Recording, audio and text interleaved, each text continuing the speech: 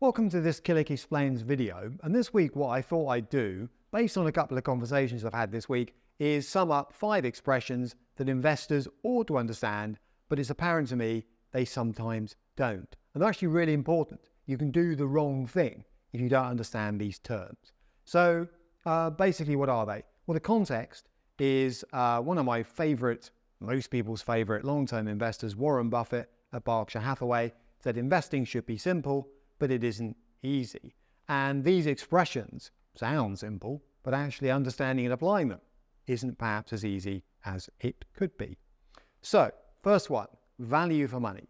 Now, value for money is not the same as price. People think this is an easy one. You buy stuff that's cheap, you don't buy stuff that's expensive. Well, kind of.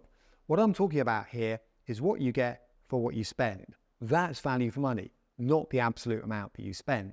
So, an example, if I go out for dinner, what's value for money? A cheap meal might be terrible value for money because I'm looking for 3 things. Yes, I'm looking at the price I'll pay, but I'm looking for the quality of the service I get and the quality of the food I'm served. All right, those 3 things together will help me decide whether it's value for money. All right, so I can go to an expensive restaurant and get value for money. I can go to a cheap restaurant and feel like I've been ripped off, is my point. And if you think about somebody looking for financial advice, for argument's sake, a similar line of logic should hold. Yes, what you're paying in fees is important, but so is the overall level of service. You know, if you're seeking advice about wills, powers of attorney, investment portfolios, you want a good level of service, and of course, you want performance, what I call the quality of the meal. All right, so it's a nuanced picture, and what represents value for money for one person may be different for another, but it's not all about price. Sunk costs next. Now, sunk costs, people don't understand. Sunk costs are costs where you might have made a mistake. You've put money into something, it's committed, and you're not going to get it back. And that, I'm afraid, makes it largely irrelevant almost to what you do next, right? Because some people can't help but throw good money after bad. They don't recognize the cost is literally sunk. They sometimes forget that. So an example, you know, I've heard people who've put money into a particular stock and they say, well, it's not doing as well as I thought it would, but what I'll do is I'll wait until I get back to the price I paid and then I'll sell it. What if you never get back to that price? What if you made a decision at the time and frankly, the facts have changed, all right? And I've done this. I've hung on to stocks for months after, frankly, I should have just gone, you know what? Facts have changed. My view needs to change with it. Those costs are sunk. I need to not let them too heavily influence what I do next. Opportunity costs next. All decisions are active, is my point here. Even the decisions sit in cash. People think, you know, if I stay in cash, I don't take any risk, I don't invest in anything, that isn't making a decision. Well, it is. Why? Because opportunity cost says you're not considering what else you could be doing. I mean, having some cash, a rainy day fund, those foreseeable calls on capital, yeah, that's sensible. But just sitting on mountains of cash, thinking you've made some kind of decision, or you don't have to make a decision, is incorrect. Because you could be investing that money somewhere else, you could be earning a return somewhere else. All right, so maybe waiting isn't the right thing to do. And this is my point. You know, whatever you do, there's an opportunity cost to it. If you buy a particular car, would you have been happier with another one? Might have been cheaper, more expensive. You know, everything in life has what I call an opportunity cost. And it's the what else could I be doing? Now, you can drive yourself mad with that mindset. It's almost like fear of missing out. But in investing, it's important. Otherwise, people just sit in low return assets for too long, potentially. Marginal cost next. Now, my wife and I argue about this one a lot.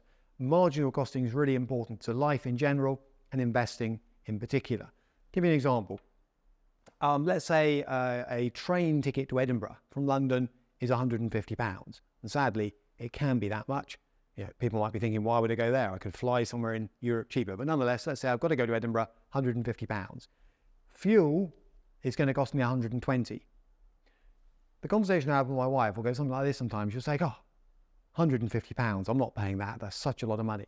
But the thing is, we can't be teleported from here to Edinburgh. Let's say we've got to get to Edinburgh and it's going to cost £120 to drive and £150 to go by train. The decision doesn't rest on £150, it rests on 30, right?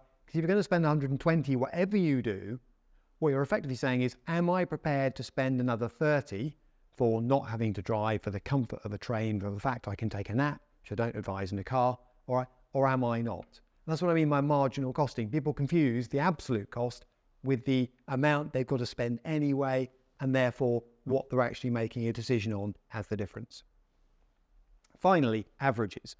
Bigger than average, less than average, smaller than average, below average performance. What does any of that mean? All right. Now, literally, it means the mean, quite typically. When people say an average, they mean the actual mathematical sum, which is take all the items in a population, divide by the number of them. Right. That is a mathematically correct result. The trouble is, it can give you a meaningless number.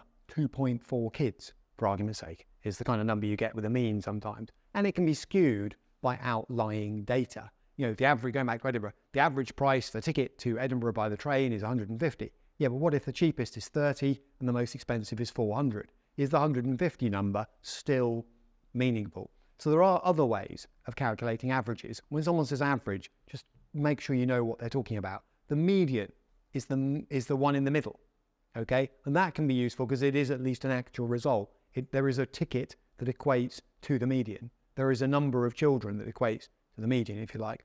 And the mode is the most common. So most commonly, you'll pay £150, but you could pay more, you could pay less. So it equates to an actual number, and often it can be more useful. You know, Tim, generally, what is your experience in terms of buying those tickets?